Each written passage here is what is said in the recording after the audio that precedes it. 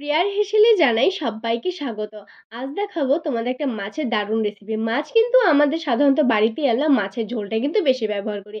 আজ একটু এভাবে অন্যরকম করে বানিয়ে খেয়ে দেখো, আর কেমন লাগলো অবশ্যই আমাকে জানিও। ৩ পিস কাতল মাছের মধ্যে আমি লেবুর রস, লবণ, ধনে গুঁড়ো, জিরে গুঁড়ো, কাশ্মীর লঙ্কার গুঁড়ো আর সর্ষের তেল দিয়ে ভালো করে ম্যারিনেট করে যদি সময় থাকে ১০-১৫ মিনিট রেখে দিও। এবার একটা মিক্সিতে আমি তিল, কাজু, পোস্ত, চারমগজ আর একটু সর্ষে, ২ টো কাঁচা লঙ্কা, ১ কোয়া রসুন আর দিয়েছি আধা টুকরো পেঁয়াজ দিয়ে ভালো করে পেস্ট করে নিয়ে মাছের মধ্যে আমি আবার মেখে নিলাম।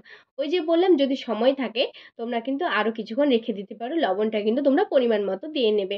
আর একটু চাইলে চিনিও ব্যবহার করতে পারো।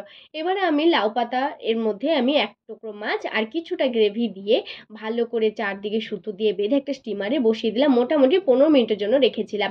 আবার ১৫ মিনিট করে আবার উল্টে দিয়েছিলাম। এইভাবে মোটামুটি ৪০ মিনিটের মধ্যে তৈরি হয়ে যায়। একবার ট্রাই করো, কেমন লাগলো অবশ্যই জানিও। খেতে কিন্তু দারুণ হয়েছে।